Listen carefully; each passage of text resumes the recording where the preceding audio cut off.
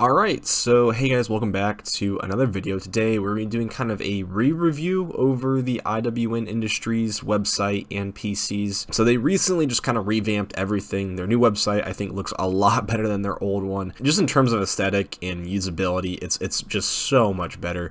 The build a PC feature is now like fully implemented on the website, and the pre-built PC page again just looks really good. And then if we just like go into the actual product pages, like again, it looks like a real store. You've got a really good layout of specs. You also got like related products, so hopefully like in the future if they end up adding more PCs to their lineup, they'll have like a bunch of more things down there. I think in general this is a really cool framework for them to kind of build their company off of, and I think it should help them out a lot in the future. But with the update to the website, there's also been an update to pretty much all of their computers. But I would like to mention we're not going to go over the build a PC feature just because this video will take like 15 minutes and I'm kind of strapped on time right now, so I gotta kind of keep videos within that 10-minute time frame. So yeah, let's get into it with the first PC, which is going to be the Saber. So this is their lowest end PC for $750. In terms of pricing, I think it's fine. I pretty much matched all of the components on PC Part Picker, and it's within $100, which is usually kind of the range that I like to see PCs at. So usually if you can make a PC Part Picker list that's within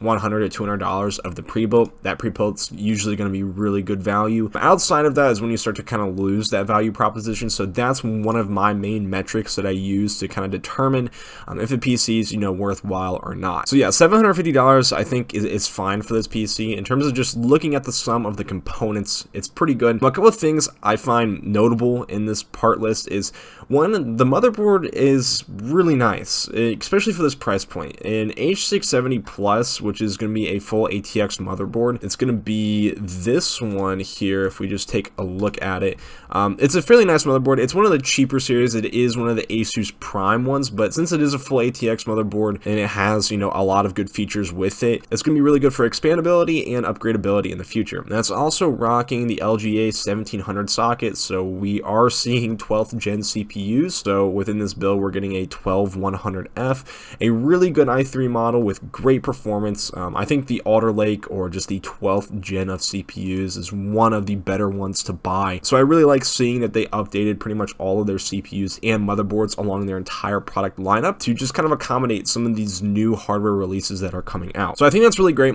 One point of criticism that I would like to offer, especially with like these low-end PCs, is I think upgrades are important. Now I know they have a build a PC feature, and so if you have a certain price point, you can kind of build your PC to that. But usually with build a PC, you are going to be paying a little bit more of a premium. Usually if you're building a custom PC, the average is paying around $300 to $400 on top of what the normal part list is, since it is a little bit more labor intensive to pick out each part that your customer wants and then put together the system. So the only thing that I would like to see is just to see like a drop down box for me to upgrade my GT 1030, and namely I would really like to see a 6500 XT be the next kind of move up in terms of a graphics card, because the 6500 XT is going to perform a good bit better than the GT 1030. And in terms of pricing, the 6500 XT for most street prices is going to go around $100 more than a normal GT 1030. So that's really my only change. I would just like to see some sort of an option to upgrade the GPU.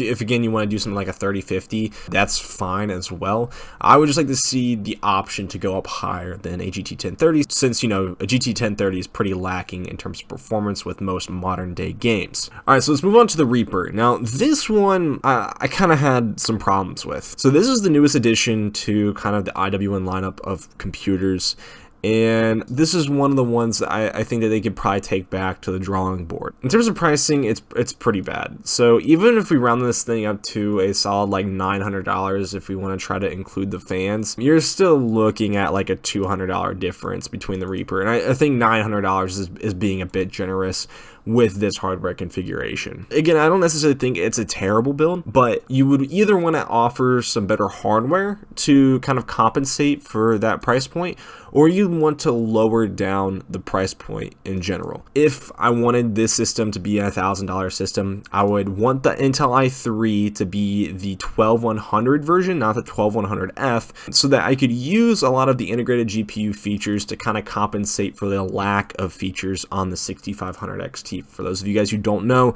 6500 XT lacks a lot of encoding features on it, and Intel GPUs usually have those encoding features on them, so it's usually pretty good to pair a 6500 XT with a CPU with an integrated GPU. And so yeah, overall I think that you could just lower down the price, probably lower the clock speed of the memory to compensate for, you know, maybe taking off that $75, and then hopefully try to supply 12100s, just the normal ones with the iGPUs, to kind of compensate for the 6500 XT's lack of features. And then after that, I think you'll actually have a pretty decent system. So I don't know what exact revisions that they are going to be able to do or what they would need to do, but I think as of right now, this is probably their least competitive system on the market. I really wouldn't recommend buying this if I were you, just because there's going to be better alternatives out there on the market. All right, so the next one is going to be the IWN SELSA. Now, this is one of my favorite gaming PCs out there when it first came out. I think they did a really good job with this system, and it's still pretty good now. It was originally like, what, $1,250 when it first came out, but it had a lot lower end hardware. Now, again, they're running 12th gen Core i5s, which this is a really good CPU. The 12400, I think, is one of the best value CPUs on the market. It performs really well. It usually doesn't cost a crazy amount of money. They're also using a 120mm liquid cooler. It's going to have around the same performance as like a decent air cooler, but you know, I guess liquid cooling usually looks a little bit better than air cooler. I don't know, it's just kind of an aesthetic thing for a lot of people, and usually they're like a little bit quieter, but there are pros and cons to liquid cooling that we're not going to go over right now. But yeah, that's going to be in there. And then you've got the same motherboard that we've seen on the last two models, and then you're getting a 650 watt PSU and then RTX 3060 in a really nice case. I really like the Antec DF600. I think it's a great value case, and in terms of airflow, like, it's insane. So cooling on this thing is not going to be a problem whatsoever. And when we take a look at the PC part picker list, yeah, it's pretty much in line. You're about $100, so I mean, this will kind of end up rounding up to $1,400. I mean, you're about $150 out, which I think is fine. You're starting to kind of get to that point where it's like, okay, you might be able to find other things out there for better pricing. But yeah, I think this also is still a decent option for a lot of people. I would also just like to see some more drop downs. I feel like people should be able to get a higher end SSD if they wanted to. If they want to go with a 3060 Ti, again, I feel like people should have that option, since I feel like this price range is starting to get into 3060 Ti territory. But yeah, that's about all I have to say. This also is looking really good. It's one of the more competitive ones on the market, and I think this would be a good one for a lot of people to buy. Now, Beta, in terms of price point, is starting to get kind of into the higher end tier of things. And this one, I've got to say, is pretty similar to the Reaper. In terms of the value proposition, it's not great. The 3060 Ti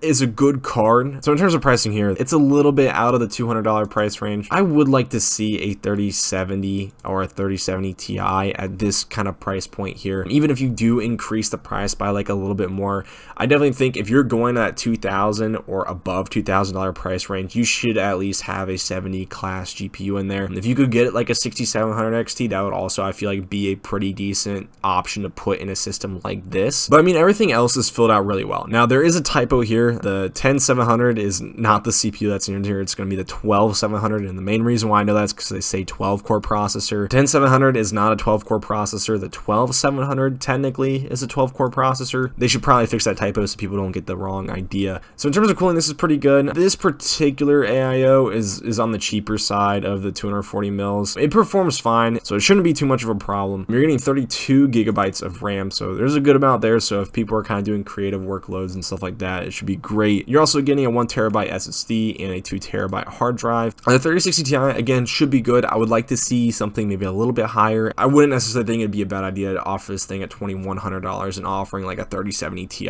And last but not least, we've got the Alpha Gen 3. So again, as we're kind of like looking at this, the price separation, it's pretty big. It's around $700 here. So I think the Alpha is a bit expensive when it comes down to it. I think that they're charging a lot for the GPU here. Most of the time, 3070 Ti's are going for around $900. And it seems like they're kind of allotting for a $1,500 GPU in here, since, you know, the 12900 KF isn't necessarily that expensive of a CPU compared to how much the entire system costs. Like $3,000 is a lot, but the CPU is only costing you around $600 for the system, and you're still using the same kind of fairly low end board. So I definitely think you should upgrade the motherboard to a decent Z690 motherboard, and maybe add in some extra kind of stuff. Maybe maybe a different cooler to kind of make that $3,000 make a little bit more sense. I'd highly suggest those guys over at IWN to kind of change some stuff around, make that a Z690 board, and maybe add some, again, more drop down boxes, maybe add the ability to get a 3080 Ti, so that, you know, you're kind of warranting the higher price point here. So yeah, that's about it. If you guys want to check out their website, definitely go down in the description below. I think I also have like they wanted to like give out like a special promotion thing. It's like a coupon.